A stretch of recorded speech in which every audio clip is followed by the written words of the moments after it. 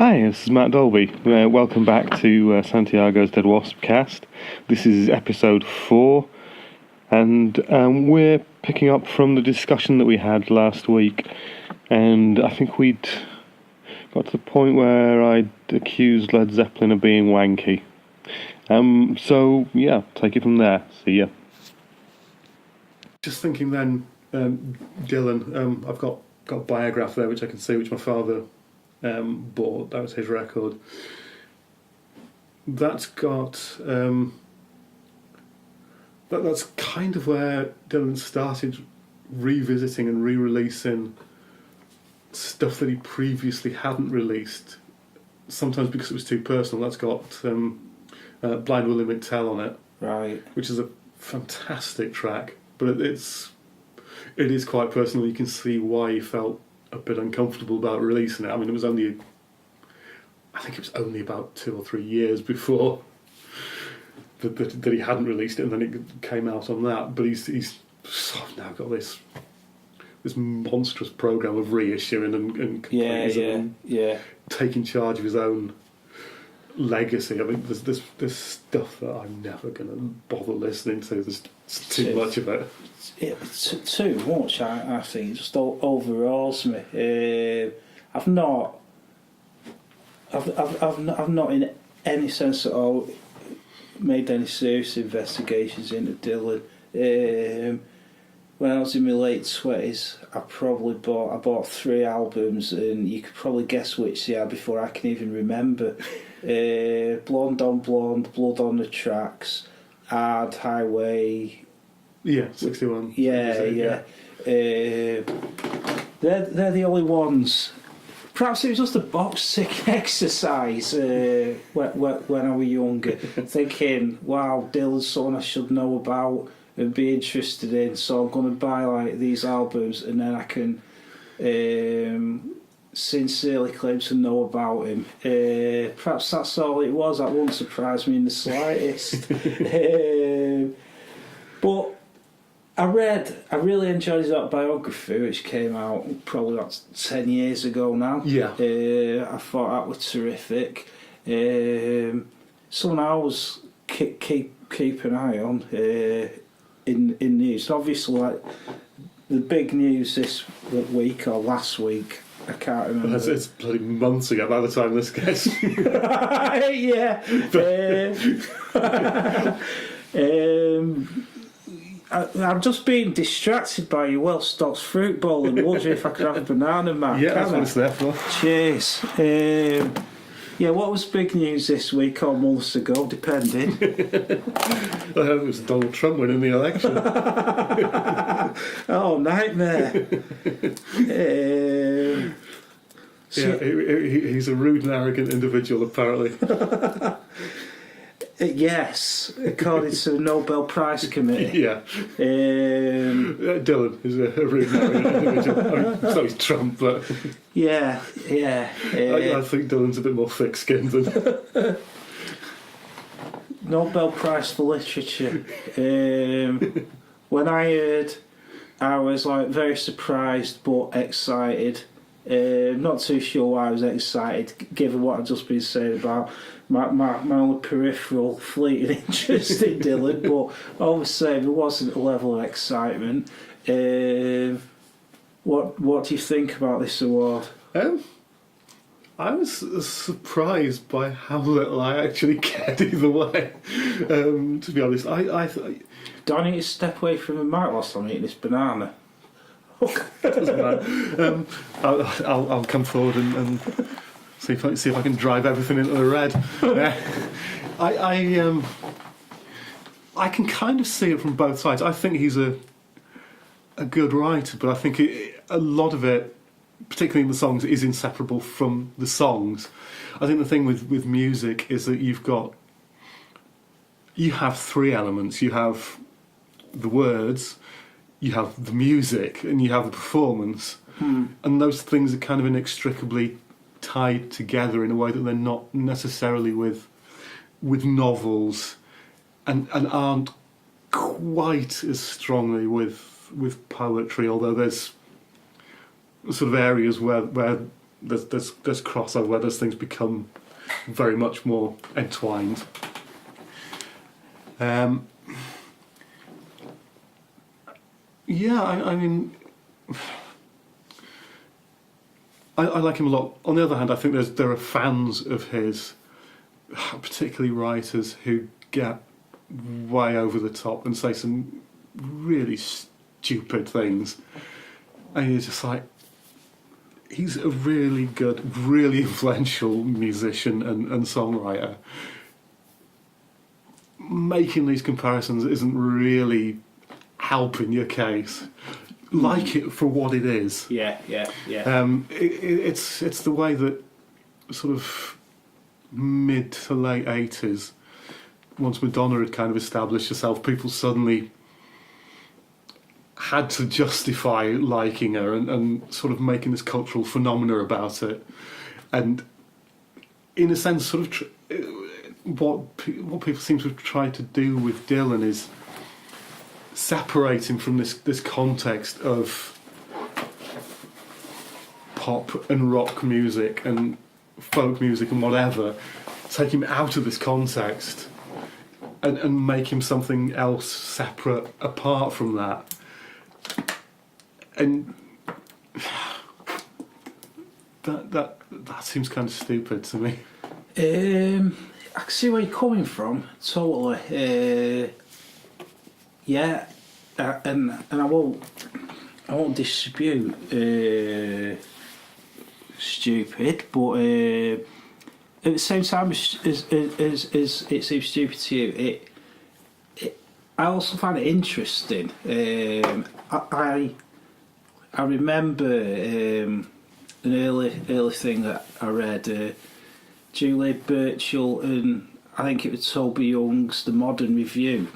A kind of, I think it started off as a broadsheet paper in its first issues, and it's one of the first things I remember. They were writing incredibly long-winded academic pieces about Terminator and so on and so forth.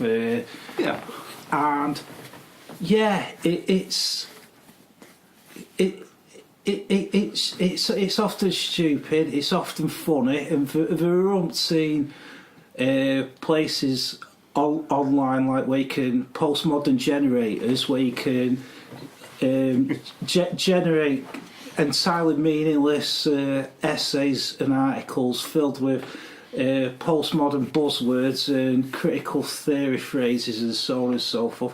So it is overblown often, this kind of thing, and hugely amusing in its overblownness, but also it's interesting. I find interesting if in no other way than the thing you were talking about at the beginning, that book about the Neolithic mind. You might find you're reading some like big article about Dylan, how he's done this and he's done that, or he's this and he's that, and 80% of it you might just want to just dismiss entirely, but there might be something there which something there for you to latch on to. And as I say, I could kind of see arguments on both sides. The other side of me says a lot of early poetry that we have would have been originally sung or chanted or performed in some way with a musical accompaniment, however rudimentary. That doesn't survive. All we have are the words, and that, because by dint of sort of age and historical significance, becomes literature. So there's no reason why the best of his words can't be literature. So I think it's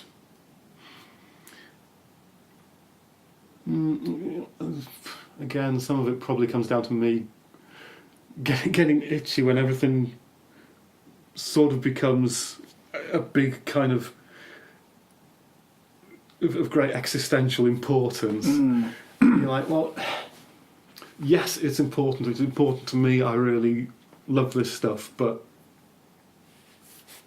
really, is it actually kind of that significant? But I recognise, I guess, that kind of relativism isn't common to everyone. And my relativism sort of has limits anyway.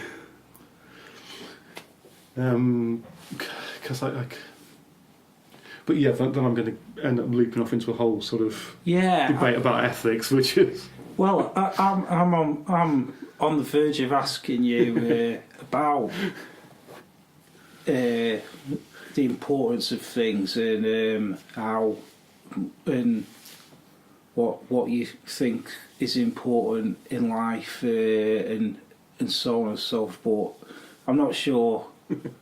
I'm not sure whether you want to get into that.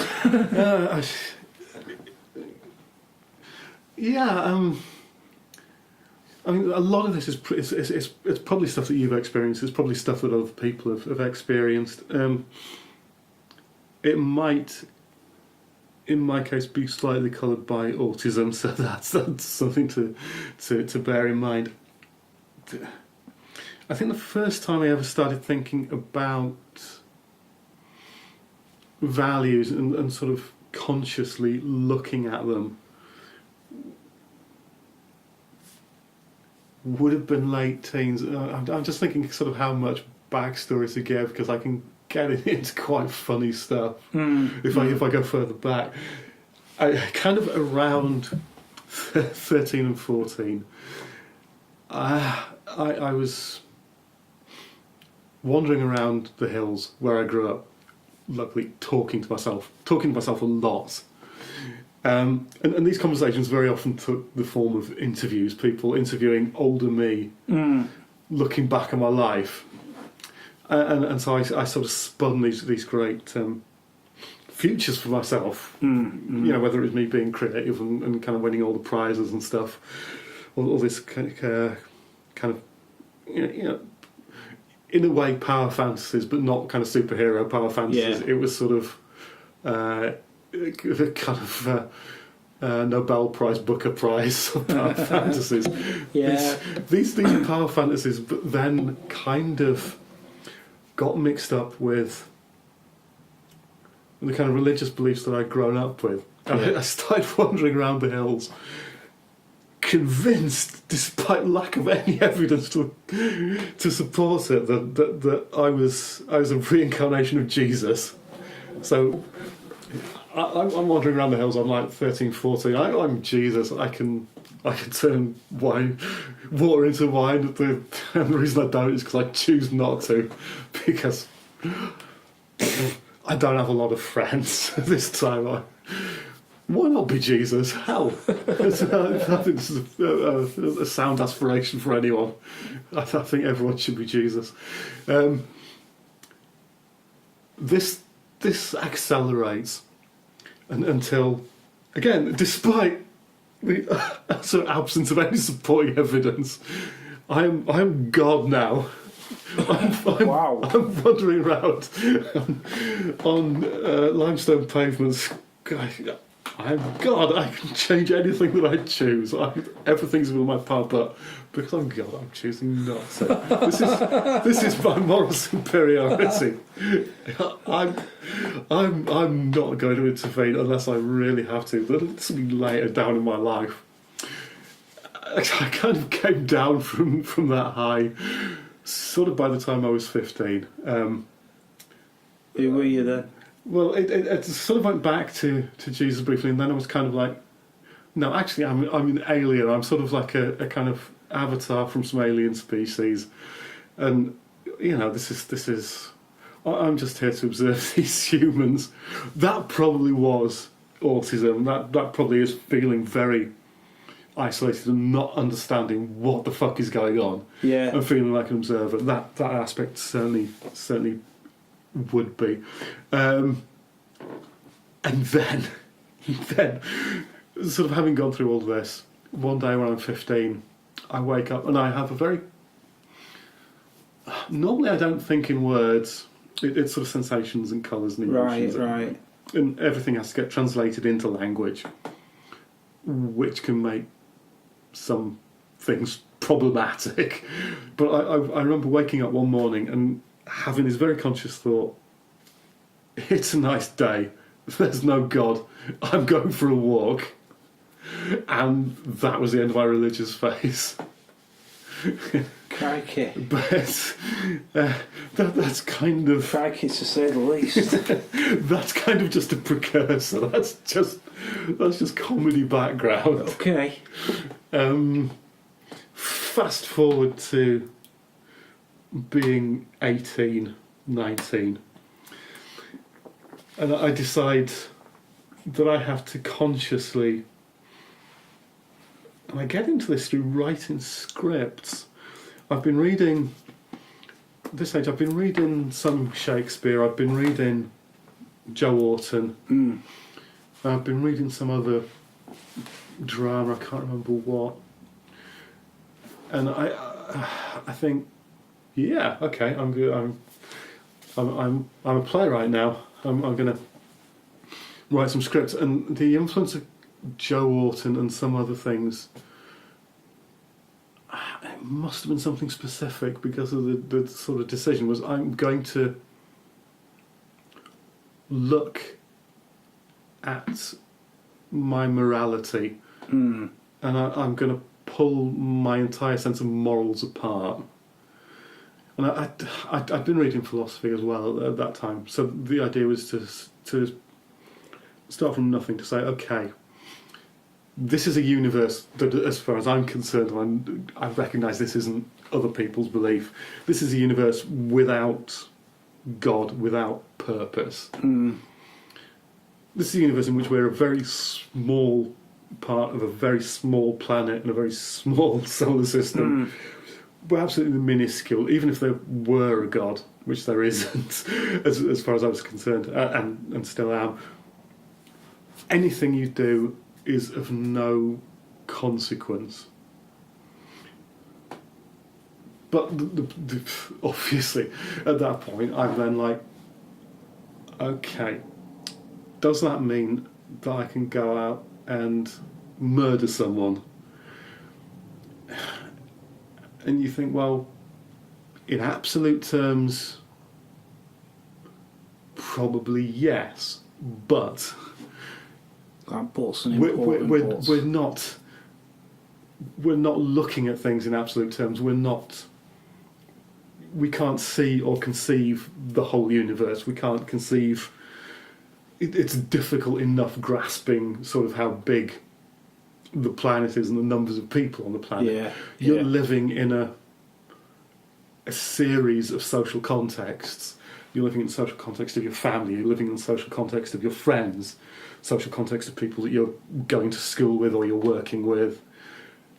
All these different social contexts, and really to make life easy for yourself, you can't, unless you're a kind of violent psychopath or sociopath, then to make your life easier, you get along with these people and you try to do as little harm as possible. That kind of becomes the foundation of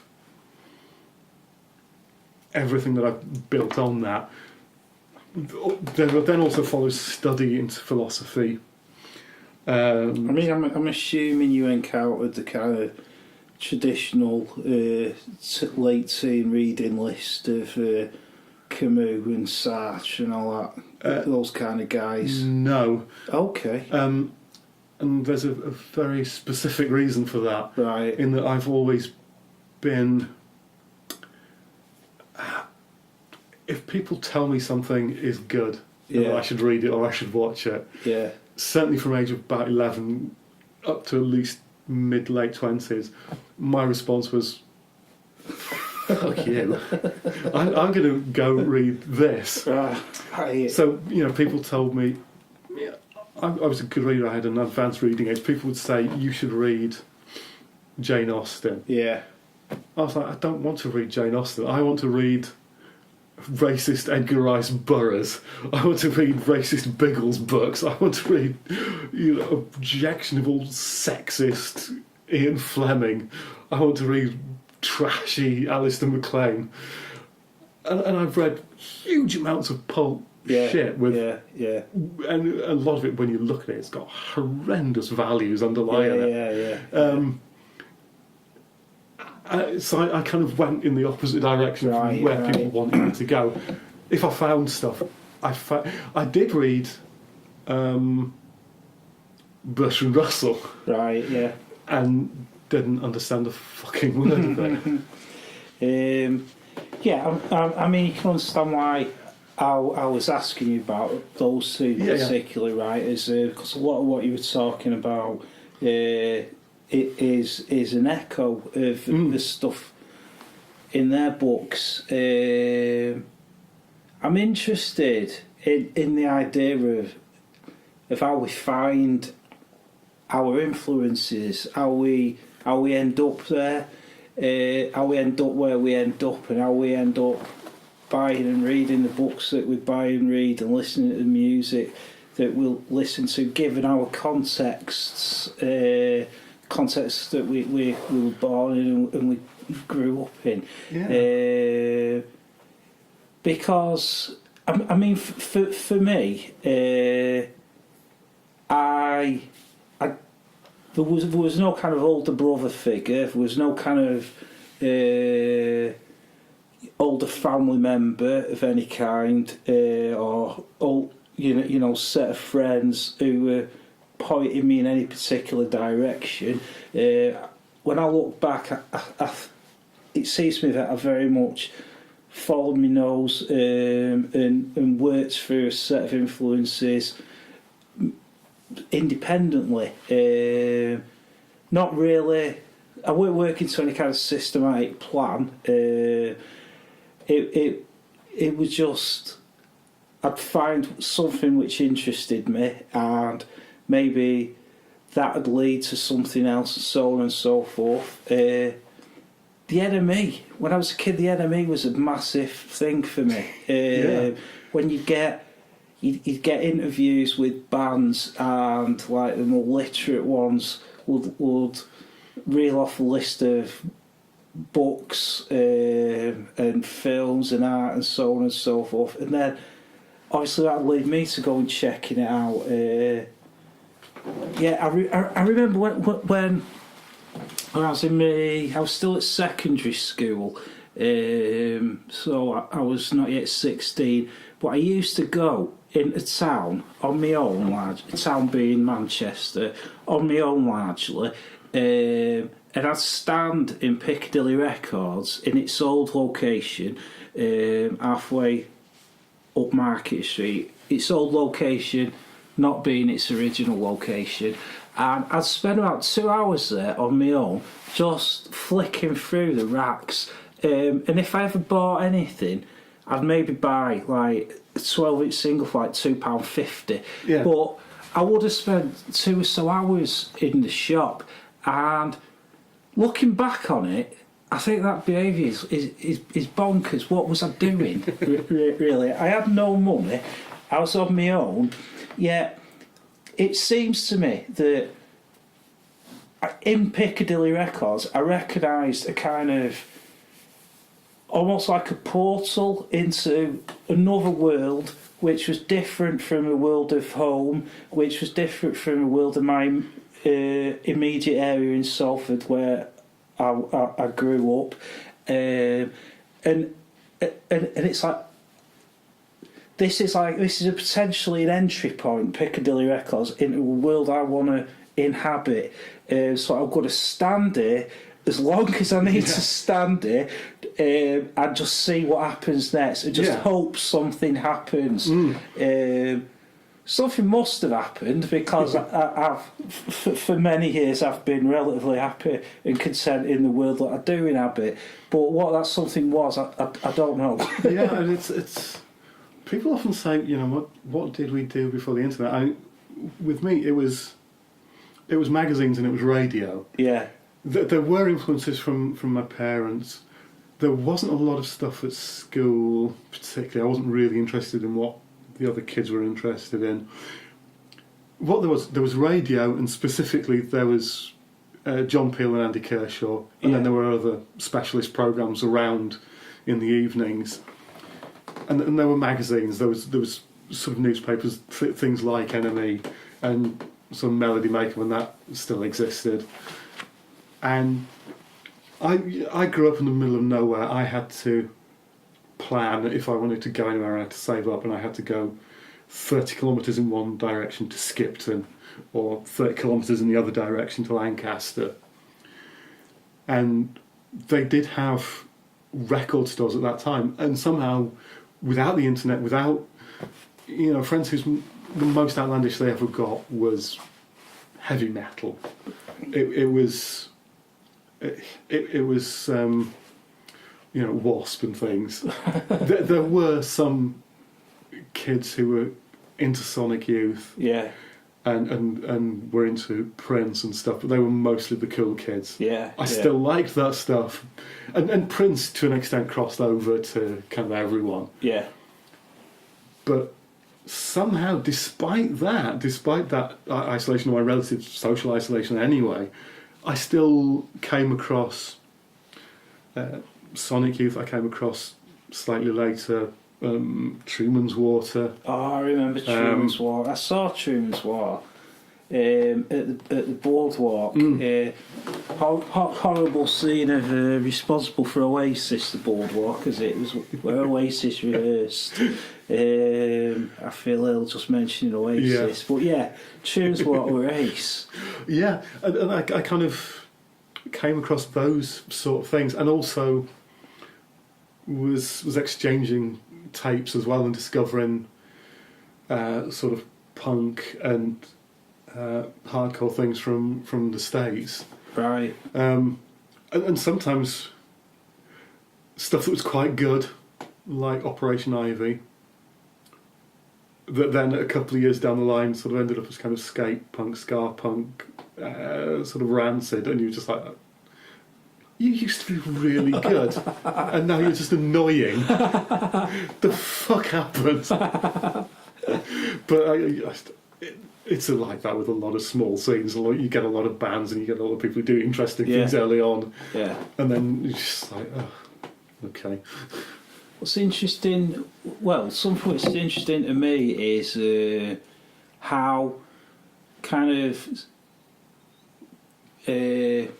singular my experience seems to me of growing up with interests which weren't shared by family largely, weren't shared by my immediate social circle and social context, and then following my own path to discover all these various interests, books, music, films, so on and so forth. It's all seemed unique and magical and singular, but what's interesting to me is how many people, the older you get, you meet who had exactly the same experience. I think it's brilliant. And kind of links that you make. There was a lot of magazines that I bought, some that I subscribed to. Ethical Consumer was one, which is still published here in Manchester, which I didn't really twig until I was kind of walking past where it's published in here, and I was like, oh yeah, that was a thing. And Red Pepper, was interesting because it was kind of before. No, it would be kind of after the collapse of the Soviet Union. I remember it as a title. I remember it on sale in the Cornerhouse bookshop, but I never bought a copy. So. I liked it. There was some really interesting stuff in there. I guess it was kind of the paper equivalent of stuff like The Canary and Another Angry Voice, just without the irritating momentum bullshit larded on over the top. But that looking back, that was the first time that I kind of noticed a sort of generational difference. they had some. There was a photo in there. I can't remember what context it was, but it was basically a naked black guy. Yeah. You couldn't see his cock, I don't think. But I remember my father sort of reacting to that. He wasn't particularly homophobic, but this was kind of something that he found a bit too far. Yeah, yeah. And for me, it was just like, it was an image. It was actually quite a beautiful image. It was a good-looking guy. It was a good photo. And I was like, that's a photo. Yeah. To me, it wasn't something to react to. But then I kind of already had that grounding because somehow, despite not having a TV, I'd gotten into Jarman and managed to see some of his stuff. Usually it would have been because stuff was getting broadcast on Channel 4 and on BBC Two. Yeah. And I would see it when I was babysitting at places, or I'd see it at friends' places, and I was reading about it as well. And of course, when he did, again, this would be a couple of years after that, when he did Blue, that was simulcast on Radio 3 and on. What was it? I didn't realise that. On BBC. So I was, I'd seen quite a lot of sort of early cinema. I'd seen a lot of experimental and queer cinema that had gone out in these sort of strands, because you had proper kind of public service broadcasting still. It obviously caused all sorts of outrage. Yeah. but Yeah.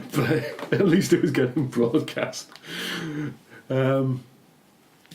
So, yeah, it's weird that I discovered that despite not having easy access to it, and certainly the idea that it would ever come to the cinemas nearby was... What age did you get to Manchester? I know from previous conversation you've lived in Wales. Yeah, that was from Wales. That was 2002, so I was 32 at the time. 32, the time you got to Manchester. Yeah, so right. my partner at the time had moved up to do speech and language therapy course. She was struggling with that, so I came across to join her. That didn't last terribly long. We were still friends, but it fell apart, and we both tried to hold on to that for too long. So yeah, I arrived just after the Commonwealth Games. Right. And yeah, I've been here ever since, apart from the one time when I tried to escape to China, but that was for 3 months only. And I came back at a mental breakdown, because it seems like everybody who goes to China or India for artistic reasons seems to come back and have a mental crack up immediately afterwards. Well, this is from a sample size of 3. So I'm ignoring anybody who went and didn't crack up. So there's a slight bias here.